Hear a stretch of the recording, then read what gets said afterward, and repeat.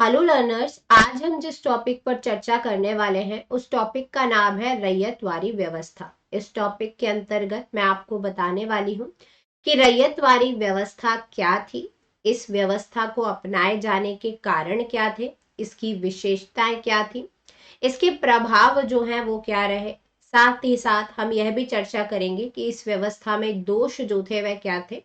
और फिर हम विभिन्न आयाम देखेंगे। सबसे पहले हम ब्रिटिश दृष्टिकोण के संदर्भ में देखेंगे, फिर कृषकों के संदर्भ में, और फिर हम स्वतंत्रता संघर्ष पर इसका क्या प्रभाव पड़ा, इस पर हम जो है वह चर्चा करेंगे।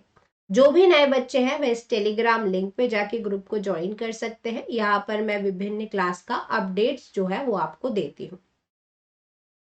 चलिए शुरू करते हैं आज के इस वीडियो को। रैयतवारी व्यवस्था। देखिए भाई, स्थायी बंदोबस्त व्यवस्था के अंतर्गत जो ब्रिटिश सरकार थी उनके द्वारा भू राजस्व की एक नई पद्धति अपनाई गई जिसका नाम था रैयतवारी व्यवस्था या रैयतवारी बंदोबस्त। देखिए भाई, ये जो रैयतवाड़ी बंदोबस्त था ये लाया गया था टॉमस मुनरो के द्वारा, और इनकी जो सहायता की गई थी वह की गई थी कैप्टन रीड ने। तो यह व्यवस्था मद्रास के तत्कालीन गवर्नर टॉमस मुनरो द्वारा कैप्टन रीड की सहायता से प्रारंभ की गई थी, और इस व्यवस्था को 1820 में मद्रास, बंबई और असम के कुछ भागों में जो था वह लागू किया गया था। साथ ही साथ बंबई में इस व्यवस्था को लागू करने में बंबई के तत्कालीन गवर्नर थे, नाम था उनका एल्फिंस्टीन। उन्होंने महत्वपूर्ण जो था वह योगदान दिया था। थोड़ा सा रैयतवाड़ी व्यवस्था के अंतर्गत यह भी सुन लीजिए कि भाई ये जो रैयतवाड़ी शब्द है इसका अर्थ क्या होता है। तो देखिए भाई, रैयत का मतलब जो अर्थ होता है वह होता है किसान, और वहीं अगर हम वाड़ी का मतलब बताएं तो भाई इसका अर्थ होता है प्रबंधन, यानी कि एक ऐसा प्रबंधन जो कि किसके द्वारा देखा जा रहा है, किसानों के द्वारा। तो ऐसी व्यवस्था को क्या कहा जाएगा, तो रैयतवाड़ी व्यवस्था जो है वो कहा जाएगा। अब हम आपको ये बताते हैं कि भाई इस व्यवस्था को अपनाए जाने का कारण जो था वह क्या था, यानी कि किन कारणों से इस व्यवस्था को अपनाया गया था। तो देखिए भाई, सबसे पहले इस व्यवस्था को अपनाए जाने की विचारधारा ये थी कि भाई भूमि के ऊपर उस वर्ग का स्वामित्व होना चाहिए जिसने उस भूमि में अपना श्रम लगाकर फसलों का जो है वो उत्पादन किया है। यानी कि यहाँ पर जो बात की जा रही है वह की जा रही है किसान की। ठीक है, इसी वजह से क्या हुआ था, तो यही कारण था कि जो अर्थशास्त्री रिकॉर्डो थे उनके सिद्धांत से प्रभावित होकर जो जमींदार थे उनके गैर उत्पादक वर्ग मानते हुए किसानों को ही भूमि का मालिक स्वीकार कर लिया गया था। यानी कि स्थायी बंदोबस्त व्यवस्था में हमने देखा था, जो कि लॉर्ड कार्नवालिस के द्वारा लाई गई थी 1793 में।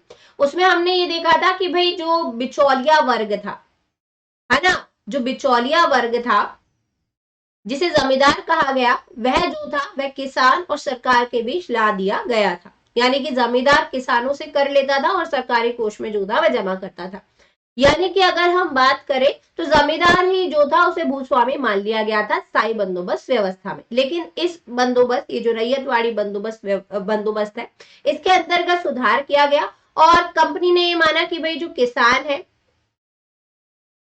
उसको जो है वो कर देने का अधिकार होना चाहिए, क्योंकि भाई भूमि पर वही जो है वो अपना श्रम लगाकर फसलों का उत्पादन करता है। तो इसी वजह से किसानों को जो था वह भूस्वामी मान लिया गया था इस व्यवस्था के अंतर्गत। साथ ही साथ अगर हम बात करें तो स्थायी बंदोबस्त व्यवस्था वाले क्षेत्रों में भू राजस्व को निश्चित कर दिया गया था। इसका परिणाम स्वरूप कृषि उत्पादों के मूल्य और उनके निर्यात में तो वृद्धि हुई, लेकिन सरकार की आय में जो थी वह वृद्धि नहीं हुई। कहने का अभिप्राय यह है कि जो बिचौलिया वर्ग था, जमींदार, उनके द्वारा इस पर जो था वह कब्जा कर लिया गया था। और हमने ये भी देखा था कि भाई जो जमींदार थे वे दमनकारी थे। इसके परिणाम स्वरूप हमने ये देखा कि स्थायी बंदोबस्त क्षेत्रों में प्राय अनेक कृषक विद्रोह भी जो है वो हुए हैं। देखिए भाई, यही चीज है। अब बेचारा कृषक जो है वो क्या कर रहा है, खेती कर रहा है, अपना पूरा श्रम जो है वह फसलों के उत्पादन में लगा दे रहा है, लेकिन भाई उन्हें भूस्वामी माने ही नहीं गया था स्थायी बंदोबस्त व्यवस्था के अंतर्गत। और जो जमींदार थे जो कि उनसे कर लिया करते थे, वह भी क्या करते थे, विभिन्न दमनकारी नीतियों का जो थे वह उपयोग करते थे। कई बार उन पर कई अत्याचार भी जो है वो किए गए हैं। इसी वजह से हमने देखा कि भाई स्थायी बंदोबस्त क्षेत्रों में कई कृषक विद्रोह भी जो है वो देखने को मिले हैं, क्योंकि कब तक किसान बेचारा जो है वो सहन करेगा, तो वह क्या कर देते थे भाई, मिलकर कृषक विद्रोह कर देते थे। तो भाई इस प्रकार की स्थिति जो है वो उत्पन्न हो गई थी स्थायी बंदोबस्त व्यवस्था वाले क्षेत्रों में। ये टॉमस मुनरो है, इन्हीं के द्वारा 1820 में जो थी इस व्यवस्था को लागू किया गया था। ये मद्रास के तत्कालीन गवर्नर भी जो है वो रहे हैं। चलिए और कारण देखते हैं। उसके पहले एक छोटी सी इंपॉर्टेंट इंफॉर्मेशन सुन लीजिए। भाई अनअकैडमी पर मैसिव डिस्काउंट मिल रहा है और फ्री एक्सटेंशन मिल रहा है आपको सारे 18 मंथ के सब्सक्रिप्शन पे। प्लस जीएस का प्राइस है 54,443। साथ ही साथ आपको पे कितना करना है, तो 48,999। अगर आप कोड का इस्तेमाल करते हैं JGIS10, क्योंकि इसका इस्तेमाल कर कर आपको 10% का ऑफ जो है वो मिल जाएगा। इसके साथ ही साथ आपको 3 मंथ का फ्री एक्सटेंशन भी जो है वो मिलेगा। ठीक उसी प्रकार से प्लस कॉम्बो पर भी, आइकॉनिक जीएस पर भी और आइकॉनिक कॉम्बो पर भी। तो ये भाई ऑफर बहुत ही अच्छा है। अगर आपको सब्सक्रिप्शन लेना है तो ये सही समय है सब्सक्रिप्शन लेने का। इसकी लास्ट डेट जो है वो December 23 है। अगर आपका कोई क्वेश्चन है तो इस नंबर पे कॉल करके आप पूछ सकते हैं। चलिए नेक्स्ट कारण देखते हैं। तो बिहार बंगाल में मुगल प्रशासन के समय में ही जमींदार और सामंतों का अस्तित्व था, लेकिन मद्रास, बंबई, असम में बड़ी भू संपदा के स्वामी के रूप में जमींदारों और सामंतों का अस्तित्व नहीं था, इसलिए स्थायी बंदोबस्त प्रणाली इन भागों में नहीं लागू की जा सकती थी। देखिए भाई यहाँ पर हमने एक चीज देखी कि क्या, कि भाई ये जो स्थायी बंदोबस्त प्रणाली लागू की गई थी ये मद्रास, बंबई और असम के कुछ भागों में लागू की गई थी। लेकिन अगर हम स्थायी बंदोबस्त प्रणाली की बात करें तो जहां पर ये स्थायी बंदोबस्त प्रणाली को लागू किया गया था, व्यवस्था को लागू किया गया था, ये बिहार बंगाल में जो था वह लागू की गई थी, जहां पर हमने देखा कि भाई मुगल प्रशासन से ही क्या था, जो जमींदार वर्ग था, सामंत वर्ग था, उसका अस्तित्व हुआ करता था। लेकिन ये जो क्षेत्र थे जहां पर रैयतवाड़ी व्यवस्था लागू की गई थी, मद्रास, बंबई, असम, यहाँ पर जो भू संपदा थी उसके स्वामी जमींदार और सामंतों का अस्तित्व जो था वह नहीं रहा है। इसी वजह से हमने देखा कि जो स्थायी बंदोबस्त प्रणाली है वह इन भागों में लागू नहीं की जा सकी। रैयतवाड़ी व्यवस्था में कर संग्रहण हेतु किसी माध्यम की आवश्यकता नहीं थी, इसलिए किसान को कम कर देना पड़ा। इससे कृषकों की क्रय शक्ति में वृद्धि हुई और भारत में तैयार किए गए ब्रिटिश उत्पादों की मांग में भी वृद्धि हुई। मैंने आपको बताया कि भाई अब किसानों को ही क्या मान लिया गया था, भूस्वामी जो था वह मान लिया गया था। किसान जो थे वह डायरेक्ट कर दे रहे थे कंपनी को, है ना। तो अब हमने ये देखा कि भाई चूंकि यहाँ पर कोई मध्यस्थ नहीं था तो किसानों को जो है वो कम कर देना पड़ा। साथ ही साथ हमने ये भी देखा कि भाई जो क्रय शक्ति थी किसानों की उसमें भी वृद्धि हुई है और जो भारत में तैयार किए गए ब्रिटिश उत्पाद थे उनकी मांग में भी जो है वो वृद्धि हुई है। क्योंकि देखिए यहाँ पर जो मध्यस्थ वर्ग था वो क्या था, हट गया था। जमींदार, आपको याद होगा स्थायी बंदोबस्त प्रणाली में क्या हुआ था कि भाई कंपनी का नियंत्रण जो था वह जमींदारों पे नहीं था। इसी वजह से आपने ये भी देखा होगा कि भाई स्थायी बंदोबस्त के अंतर्गत जो जमींदारी वर्ग था उनके द्वारा उपहार वगैरह जो थे वह लिए जाने लगे थे, है ना। विभिन्न भ्रष्टाचार जो था वह उत्पन्न हो गया था, कहना चाहिए। लेकिन यहाँ पर क्या था, चूंकि किसान जो थे वे डायरेक्ट कर दिया करते थे कंपनी को, तो किसानों को कम कर भी जो है वो देना पड़ा और जो अत्याचार किए जाते थे उस मध्यस्थ वर्ग के द्वारा, जो जमींदार वर्ग था वह क्या थे, इस बंदोबस्त के अंतर्गत हट गए थे।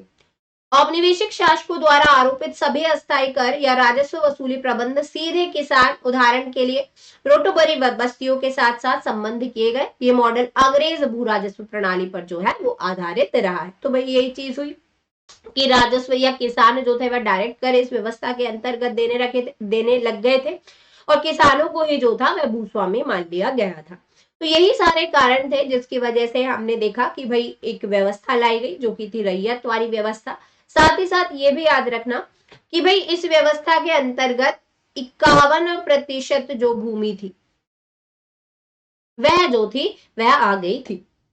नेक्स्ट बोल रहे हैं विशेषताएं। अब इस व्यवस्था की विशेषताएं क्या क्या थी, चलिए देख लेते हैं। इस व्यवस्था में समस्त भूमि का स्वामित्व सरकार के पास था।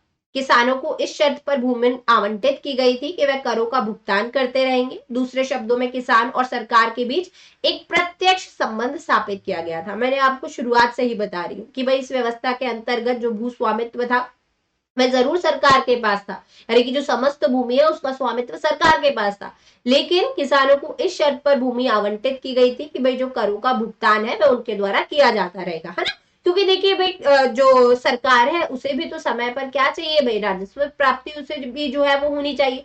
तो किसानों को इस शर्त पर भूमि आवंटित कर दी गई थी कि वे समय पर क्या करते रहेंगे, करों का भुगतान करते रहेंगे। तो किसान और सरकार दोनों के बीच क्या स्थापित हो गया था, एक प्रत्यक्ष संबंध जो था वह स्थापित हो गया था, और जो मध्यस्थ वर्ग था वह इस व्यवस्था के अंतर्गत हट गया था। साथ ही साथ अगर हम बात करें तो जब तक ये जो किसान वर्ग था इनके द्वारा करों का भुगतान किया जाता था, तब तक इनके पास जो था, ये किसान वर्ग है, इनके पास जमीन, पट्टे, बिक्री, बंधक या वसीयत संबंधी अधिकारों का जो था वह इस्तेमाल कर सकते थे। अगर हम दूसरे शब्दों में बात करें तो ये जो रैयतवाड़ी प्रणाली थी इसमें धारकों को स्वामित्व अधिकार प्रदान जो था वह कर दिया गया था। ठीक है, और विशेषताएं हम देखते हैं इसकी। यदि वह करों का भुगतान नहीं करते थे तो उन्हें भूमि से बेदखल कर दिया जाता था। भाई अभी हमने आपको ये चीज समझाई कि भाई किसानों को इस शर्त पर भूमि आवंटित की गई है कि वह समय पर करों का जो है वो भुगतान करते रहेंगे, और अगर वह समय पर करों का भुगतान नहीं कर पाते हैं तो ऐसी स्थिति में क्या होगा, उन्हें भूमि से जो है वो बेदखल कर दिया जाएगा, यानी कि उस भूमि पर उनका अधिकार जो है वो नहीं रहेगा, उन्हें बेदखल कर दिया जाएगा। साथ ही साथ हमने ये भी देखा कि जो करों की दर थी वह केवल 30 साल की अवधि के लिए अस्थायी रूप से तय की गई थी और पुनः इनका संशोधन किया जाना था। बिल्कुल भाई, इस व्यवस्था में एक ये विशेषता भी थी कि भाई जो भी करों की दर निश्चित की गई है वह मात्र कितने साल के लिए है, तो मात्र अभी 30 साल के लिए जो है वह निश्चित की गई है, यानी कि अस्थायी रूप पर। और जब कंपनी को लगेगा इसमें क्या किया जाएगा भाई, संशोधन जो है वो किया जाएगा। लेकिन हमने स्थायी बंदोबस्त व्यवस्था में देखा था कि भाई जो करों की दर थी वह क्या कर दी गई थी, स्थायी कर दी गई थी, और उसमें संशोधन जो था वह नहीं किया जा सकता था। लेकिन चूंकि यह व्यवस्था जो थी वह अस्थायी रूप से यहाँ पर करों की दर केवल 30 साल की अवधि के लिए निश्चित की गई थी, तो इसमें पुनः संशोधन जो था वह किया जा सकता था। साथ ही साथ अगर हम बात करें तो जो सरकार थी वह इच्छा अनुसार भू राजस्व भी जो थी वह बढ़ा सकती थी, यानी कि सरकार के पास ही जो था वह भू राजस्व बढ़ाने का अधिकार था।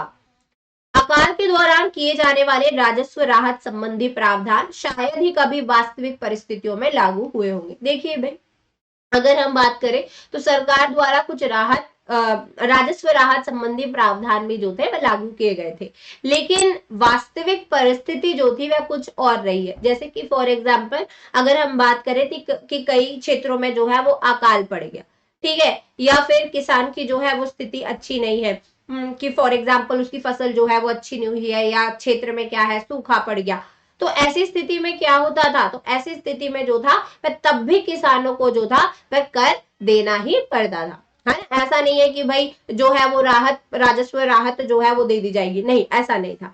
तो हमने ये देखा कि वास्तविक परिस्थितियां जो थी वह कुछ अलग ही थी। तो अकाल के दौरान जो लागू किए जाने वाले राजस्व राहत संबंधी प्रावधान थे वह शायद ही कभी वास्तविक परिस्थितियों में लागू होते थे। इस प्रणाली के अंतर्गत रैयतों से अलग अलग समझौते कर लिया जाता था और भू राजस्व का निर्धारण वास्तविक उपज की मात्रा पर ना कर क्षेत्रफल के आधार पर किया जाता था। भाई यहाँ पर एक चीज याद रखिएगा कि भाई जो विभिन्न रैयत थे, रैयत मतलब क्या होता है भाई, किसान, तो जो विभिन्न रैयत थे उनके साथ अलग अलग समझौते किए जाते थे, यानी कि एक रैयत है उसके साथ सेम समझौता जो है वो नहीं किया गया, यानी कि अलग अलग समझौते जो है वो किए जा रहे हैं। साथ ही साथ जो भू राजस्व का निर्धारण किया गया है वह वास्तविक उपज की मात्रा पर जो है वो नहीं किया गया है, जैसे कि जितनी भी उनकी जो है वो उपज हुई है, ठीक है, जितनी भी उनकी क्या हुई है भाई, उपज जो है वो हुई है, उस मात्रा पर ना कर किसके आधार पर किया गया है, जो भूमि का क्षेत्रफल है उसके आधार पर जो था वह किया गया था। ठीक है, कि भाई वास्तविक उपज की मात्रा पर निर्धारण नहीं किया गया है, जो भूमि का क्षेत्रफल है उसके आधार पर किया गया है। नेक्स्ट नेक्स्ट पॉइंट बताने से पहले एक छोटी सी इंपॉर्टेंट इन्फॉर्मेशन और सुन लीजिए। यूपीएससी सीएससी प्रीलिम्स 2024 प्रेपरेशन के लिए आरंभ बैच शुरू हो रहा है। ये कॉम्प्रिहेंसिव बैच है सीएससी 2024 के लिए, जो कि इंग्लिश में कवर किया जाएगा। टॉप एजुकेटर्स द्वारा ये बैच लिया जाएगा। दिसंबर 22 से ये बैच शुरू हो रहा है। ये अकेडमी के टॉप एजुकेटर्स हैं जिनके द्वारा ये बैच लिया जाएगा। सो एनरोल नाउ। लोन भी अवेलेबल है 0% EMI के साथ, जो आपको अप्रूवल 2 घंटे में मिल जाएगा, minimal paper work and flexible tenures. So subscribe now, ये कोड है, इसका इस्तेमाल कर कर आप सब्सक्रिप्शन ले सकते हैं। अगर आपको लोन को लेकर कोई डाउट है तो आप इस नंबर पे कॉल करके पूछ सकते हैं। चलिए अब इस व्यवस्था के हम जो है वो परिणाम देखते हैं कि इस व्यवस्था के परिणाम जो है वो क्या रहे। तो देखिए भाई, अब व्यवस्था तो ला दी गई, हमने इसकी कई विशेषताएं भी देख ली, लेकिन अब प्रभाव क्या पड़ा। तो देखिए, किसानों को सूखा अकाल के दौरान भी राजस्व का भुगतान करना पड़ता था, अन्यथा उन्हें भूमि से बेदखल कर दिया जाता था। मैंने अभी अभी आपको बताया कि भाई ये बात सही है कि राजस्व राहत संबंधी विभिन्न प्रावधान लाए गए थे, लेकिन वास्तविक परिस्थिति जो थी वह अलग ही थी। कहने का अभिप्राय ये है कि कब जैसे कभी सूखा जो है वो पड़ गया या फिर अकाल की स्थिति जो है वो उत्पन्न हो गई, तो ऐसी स्थिति में भी जो था वह किसान को राजस्व का भुगतान करना पड़ता था। अगर वे नहीं कर पाते थे समय पर, तो ऐसी स्थिति में उन्हें भूमि से ही बेदखल कर दिया जाता था।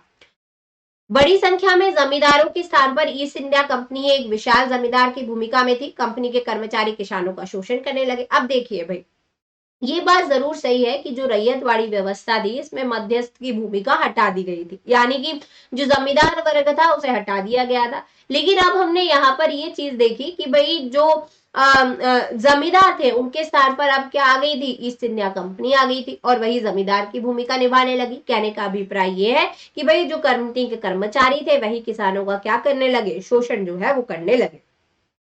यद्यपि रैयतवाड़ी व्यवस्था का उद्देश्य किसानों और कंपनी के साथ प्रत्यक्ष राजस्व व्यवस्था का निर्धारण करना था, लेकिन कुछ वर्षों में भूमि स्वामित्व और बटाईदारों की संख्या में वृद्धि होती गई और इसी कारण यह था कि कपड़ा बुनकर बेरोजगार थे, इसलिए उन्होंने अन्य अमीर किसानों के अधीन बटाईदार किसानों के रूप में काम करना शुरू कर दिया। कई जिलों में 2/3 भाग में अधिक खेतों के पट्टों पर दिया गया था। तो देखिए भाई, अगर हम बात करें तो जो रैयतवाड़ी व्यवस्था का उद्देश्य था वह किसानों और कंपनी के बीच प्रत्यक्ष राजस्व व्यवस्था का निर्धारण करना था, लेकिन हमने कुछ ही समय में देखा कि भाई जो भूमि स्वामित्व थे, बटाईदार थे, उनकी संख्या में वृद्धि होने लगी। इसका सबसे बड़ा रीजन ये बताया गया है कि भाई जो कपड़ा बुनकर थे वह बेरोजगार हो गए थे, इसलिए उन्होंने क्या किया, जो अन्य अमीर अमीर किसान हुआ करते थे उनके अधीन बटाईदार किसानों के रूप में काम करना शुरू कर दिया। तो अब हमने जब ये चीज हुई तो हमने ये देखा कि कई जिलों में 2/3 जो भाग थे वहां पर अधिक खेतों को पट्टे पर दे दिया जाता था। चूंकि सरकार ने नगद राजस्व पर बल दिया था, किसानों ने खाद्य फसलों के बजाय कपास जैसी नकदी फसलों का जो है वो सहारा लिया। देखिए भाई, एक्चुअल में क्या है, जो सरकार भी थी वह नकद राजस्व पर बल दे रही थी, ठीक है। इसी वजह से उन्होंने किसानों को भी कहा कि भाई आप जो है वो खाद्य फसलों के बजाय क्या कीजिए भाई, जो कपास जैसी नकदी फसल है उनका जो है वो उत्पादन कीजिए। अब होता क्या है, जो नकदी फसलें हैं उनको अधिक आदानों की जरूरत होती है, इसके परिणाम स्वरूप क्या हुआ भाई, लागत भी जो है वो बढ़ी। अब लागत बढ़ेगी, किसानों के पास धन नहीं है, तो भाई उनको क्या लेना पड़ेगा, ऋण लेना पड़ेगा। तो इसकी वजह से क्या हुआ, किसानों के ऋणग्रस्तता में भी जो है वो वृद्धि हुई। अब देखिए नेक्स्ट है, अमेरिकी गृह युद्ध समाप्त होने के बाद कपास में निर्यात में गिरावट आई, लेकिन सरकार ने राजस्व को कम नहीं किया। परिणामतः अधिकांश किसान ऋण चुकाने में असमर्थ रहे।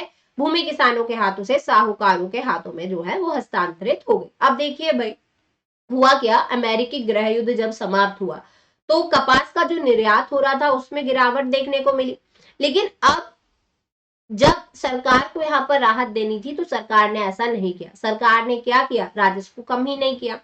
तो परिणामतः हमने देखा कि भाई ऐसे कई किसान थे जो ऋण चुकाने में असमर्थ रहे और भूमि किसानों के हाथों से किसके पास चली गई, साहूकारों के पास चली गई। क्योंकि देखिए, जैसे कि जब कपास जैसी नकदी फसलों का सहारा लिया गया था, तो भाई इनके इस फसल की जब खेती की जाती है तो इसमें काफी लागत जो है वो आती है। अब ऐसा पैसे की व्यवस्था कहाँ से की जाए, किसान के पास तो इतना पैसा नहीं था, तो भाई वो लोग कहाँ जाते थे, वो लोग जाते थे साहूकारों के पास। ठीक है, ये किसान वर्ग किसके पास जाता था भाई, साहूकारों के पास, उनसे ऋण लेता था। ठीक है, अब ऑब्वियस सी बात है, अगर ऋण लिया गया है तो समय पर उसे चुकाना पड़ेगा। तो जब अधिकांश किसान ऋण जो थे वह नहीं चुका पाते थे तो भूमि किसके हाथों में चली जाती थी भाई, साहूकारों के हाथों में चली जाती थी। अब हम इस व्यवस्था के दोष देखते हैं कि भाई इस व्यवस्था में जो थे वह दोष क्या क्या रहे हैं। हालांकि इस व्यवस्था के बारे में यह तर्क दिया गया है कि यह व्यवस्था भारतीय कृषकों और कृषि के अनुरूप है, किंतु वास्तविकता इससे बिल्कुल परे थी। देखिए भाई ये है क्या, देखिए भाई कोई भी व्यवस्था जब अंग्रेजों द्वारा लाई जाती है ना, तो उनका मेन उद्देश्य यही था कि भाई उनके राजस्व में जो है वो क्या हो, वृद्धि हो। तो हमने ये देखा कि इस व्यवस्था के बारे में भी तर्क जो है वो दिए गए।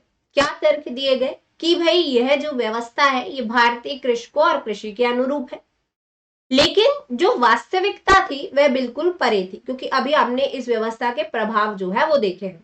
अगर हम व्यवहारिक रूप से बात करें तो यह व्यवस्था जमींदारी व्यवस्था यानी कि जो स्थायी बंदोबस्त व्यवस्था थी उसे किसी प्रकार से भी कम हानिकारक नहीं थी, यानी कि जितनी हानिकारक जमींदार व्यवस्था थी उसी हद तक ये व्यवस्था भी जो है वो हानिकारक रही। इसने क्या किया, जो ग्रामीण समाज थी उसकी सामूहिक स्वामित्व की अवधारणा को समाप्त कर दिया और जमींदार का स्थान अब ब्रिटिश सरकार ने ले लिया। मैंने आपको बताया जरूर मध्यस्थी की भूमिका हटा दी गई थी, किसानों को भूस्वामी मान लिया गया था, किसान जो थे वह डायरेक्ट कर दिया दे रहे थे कंपनी को।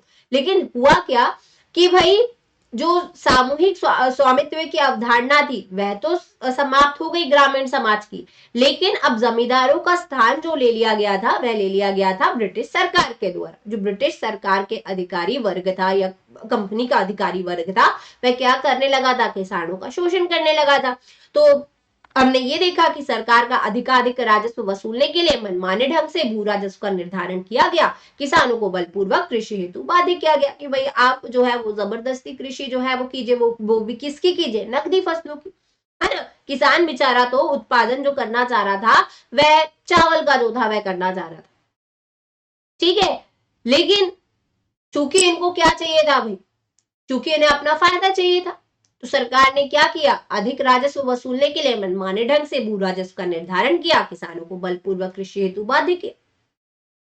अब देखिए रैयतवाड़ी व्यवस्था के कुछ अन्य दोष भी थे, जैसे कि इस व्यवस्था के तहत किसानों का भूमि पर तब तक ही स्वामित्व रहता था तब तक कि वह लगान की राशि कंपनी को निश्चित समय के भीतर अदा करते रहे, अन्यथा उसे भूमि से बेदखल कर दिया जाता था। अधिकांश क्षेत्रों में लगान की दरें अत्यधिक उच्च थी, अतः प्राकृतिक विपदा या अन्य किसी भी प्रकार की कठिनाई आने पर किसान लगा अदा नहीं कर पाते थे, उन्हें अपनी भूमि से हाथ धोना पड़ता था। इसके अतिरिक्त किसानों को लगान वसूलने वाले कर्मचारियों के दुर्व्यवहार का सामना भी जो था वह करना पड़ता था। भाई देखिए हमने व्यवस्था के दोष, सबसे बड़ा इस व्यवस्था का दोष ये था कि भाई किसानों का जो भूमि पर स्वामित्व रहा है वह परमानेंट नहीं रहा है कि भाई अगर ये भूमि स्वामी है तो भाई भूमि इसी की होगी, नहीं ऐसा नहीं था। भूमि पर तब तक ही स्वामित्व रहता था जब तक निर्धारित समय पर जो राशि थी वह कंपनी को किसान अदा करते रहते थे। अगर वो ऐसा नहीं करते थे तो उन्हें भूमि से बेदखल कर दिया जाता था। ऐसे कई क्षेत्र थे जहां पर हमने देखा कि भाई जो ये लगान की दरें हुआ करती थी ये काफी ज्यादा हुआ करती थी। तो जैसे फॉर एग्जांपल कोई प्राकृतिक आपदा आ गई, है ना, या फिर किसी और प्रकार की कठिनाई जो है वो आ गई, तो किसान जो थे वह लगान अदा ही नहीं कर पाते थे, और जब वह लगान अदा नहीं कर पाते थे तो ऐसी स्थिति में हमने देखा कि भाई भूमि से उन्हें हाथ धोना पड़ा। साथ ही साथ जो विभिन्न कर्मचारी वर्ग था, ब्रिटिश कर्मचारी वर्ग, वो क्या करता था, लगान वसूलने के लिए दुर्व्यवहार जो था वह किसानों के साथ करता था, तो किसानों को लगान वसूलने वाले कर्मचारियों के दुर्व्यवहार का भी सामना करना पड़ता था। अब नेक्स्ट देखिए, अब हम रैयतवाड़ी व्यवस्था के विश्लेषण के आयाम जो है वो देखेंगे। सबसे पहले हम ब्रिटिश शासन के दृष्टिकोण से देखेंगे, फिर हम कृषकों के दृष्टिकोण से देखेंगे, और फिर स्वतंत्रता संघर्ष पर प्रभाव के दृष्टिकोण से जो है इसे देखेंगे। सबसे पहले ब्रिटिश शासन का दृष्टिकोण। सरकार द्वारा इस व्यवस्था को लागू करने का उद्देश्य बिचौलियों यानी कि जमींदार वर्ग को समाप्त करना था। बिल्कुल भाई, स्थायी बंदोबस्त व्यवस्था में हमने मध्यस्थ देखा यानी कि बिचौलिया वर्ग, जमींदार वर्ग देखा है। तो जब ये व्यवस्था लाई गई तो इसे लागू करने का मेन उद्देश्य ये था कि भाई ये जो बिचौलिया यानी कि जमींदार वर्ग है इसे क्या कर दिया जाए, समाप्त कर दिया जाए। और हुआ भी यही था कि भाई जो किसान वर्ग था उसे भूस्वामी मान लिया गया था, है ना। अब डायरेक्ट किसान वर्ग क्या करता था, सरकार को कर दिया करता था। इस व्यवस्था ने सरकार और कृषक के मध्य सीधा संबंध स्थापित किया। बिल्कुल भाई, मध्यस्थ की भूमिका अब हट गई थी, तो सीधा संबंध जो है वो सरकार और किसान के बीच स्थापित हो गया।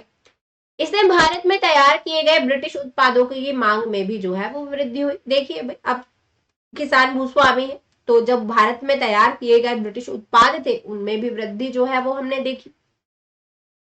नेक्स्ट है कृषकों के दृष्टिकोण से। अब भाई कृषकों के दृष्टिकोण से ये व्यवस्था कैसी थी?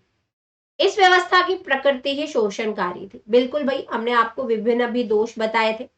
ये व्यवस्था लाई तो गई थी कि भाई किसानों को जो है वो भूस्वामी बना दिया जाए, मध्यस्थ की भूमिका हटा दी जाए, कंपनी का राजस्व जो है वो और बढ़ाया जाए। लेकिन हमने ये देखा कि भाई इसकी भी प्रकृति क्या है, शोषणकारी ही रही है। विभिन्न जो अधिकारी वर्ग था वह कृषकों के ऊपर अत्याचार करने लगा, साथ ही साथ उनका शोषण जो है वो करने लगा। जब भी किसान कर को देने में असफल रहे या कभी देरी जो है वो हो गई, तो ऐसी स्थिति में उनके द्वारा अत्याचार जो था वह कृषकों के ऊपर किया गया, अधिकारी वर्ग के द्वारा। इसमें साहूकार भी पकड़ सशक्त होती गई। भाई हमने देखा कि भाई चूंकि नगदी फसलों का उत्पादन करने के लिए किसानों को जो है वो बोला जा रहा था, बाध्य किया जा रहा था। अब चूंकि उन फसलों को उत्पादन में लागत जो है वो ज्यादा आती है, किसानों के पास पैसा नहीं था, तो वह क्या करते थे, साहूकारों से ऋण जो थे वह ले लेते थे, है ना। तो ऋण ग्रस्तता जो है वह कृषकों को झेलनी पड़ी और भूमि से हाथ भी जो है वो धोना पड़ा। नकदी फसलों की खेती हेतु किसानों को विवश किया गया। मैंने अभी आपको बताया कि जो नकदी फसलें हैं उनकी खेती हेतु किसानों को विवश किया। किसान बेचारा तो जो था अनाज का उत्पादन करना चाह रहा था, चावल जो था वह उगाना चाह रहा था, लेकिन उन्हें नकदी फसलों के लिए जो है वो बाध्य किया गया, ताकि जो कंपनी का राजस्व है उसमें भी क्या हो, वृद्धि जो है वो। अब हम देखते हैं कि स्वतंत्रता संघर्ष पर प्रभाव के दृष्टिकोण से इस व्यवस्था से कृषकों का असंतोष बढ़ता गया, जिसका प्रभाव आने वाले कृषक आंदोलनों पर दिखाई दिया। इससे स्वतंत्रता आंदोलन को भी मजबूती मिली। अब देखिए भाई, इस व्यवस्था में भी दोष थे, तो हमने देखा कि एक ऐसी स्थिति आई कि कृषकों का जो है वो असंतोष बढ़ता गया। इसका प्रभाव हम साफ कृषक आंदोलन पे जो है वो देख सकते हैं, और इससे क्या हुआ, जो स्वतंत्रता आंदोलन था उसे भी जो है वो मजबूती मिली। तो भाई ये टॉपिक था रैयतवारी बंदोबस्त। ये जो मैंने आपको टॉपिक करवाया है ये आपके प्रीलिम्स और मेंस दोनों के लिए इंपॉर्टेंट होने वाला है, और मैंने ये बिल्कुल डिटेल में आपको जो है वो करवाया है, तो आप इसको जो है वो जरूर अच्छे से करिएगा, ठीक है। तो आज हमने क्या क्या देखा, तो आज हमने सबसे पहले देखा कि रैयतवाड़ी व्यवस्था जो है वो क्या होती है, उसके हमने कारण देखे कि भाई इसको अपनाए जाने के कारण क्या थे, इसकी विशेषताएं क्या थी, इसके परिणाम जो है वो क्या क्या थे। फिर हमने ये देखा कि भाई इस व्यवस्था में दोष जो थे वह क्या क्या रहे। फिर हमने विभिन्न विश्लेषण जो है वो देखा, या विश्लेषण के आयाम देखे। सबसे पहले ब्रिटिश शासन के दृष्टिकोण से, कृषकों के दृष्टिकोण से, फिर स्वतंत्रता संघर्ष पर प्रभाव के दृष्टिकोण से। तो यही था आज का हमारा टॉपिक। तो आई होप आपको ये वीडियो जो है वो अच्छा लगा हो। मिलते हैं नेक्स्ट वीडियो में। Thank you so much.